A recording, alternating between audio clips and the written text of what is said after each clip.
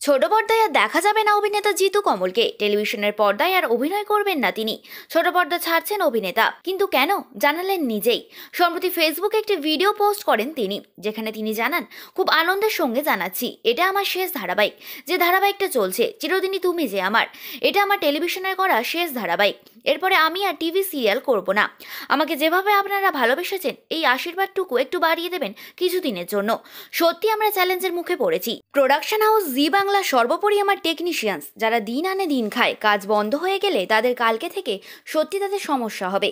তাদের দিকে তাকিয়ে আমাদের সিরিয়ালের নাম এই নাম দিয়ে যথাযথ করবেন, চিরদিনই তুমি যে আমার। এটা আমার শেষ ধারাবাহিক, আশীর্বাদ করুন। পরবর্তীকালে যেই কাজই করি না কেন মন দিয়ে করতে পারি।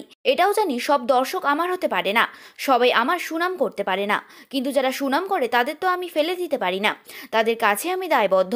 যারা বদনাম করে অথবা কিছুই করে না, তাদের কাছেও জানাই যে এটা আমার শেষ ধারাবাহিক। অভিনেতার এই রকম ঘোষণায় মন ভেঙেছে তার অনুরাগীদের। অভিনেতার অনুরাগীদের অনুমান, তার এবং দিতি প্রিয়ার এই দ্বন্দ্ব নায়কের মনে গভীর প্রভাব ফেলেছে, তাই এমন সিদ্ধান্ত অভিনেতার।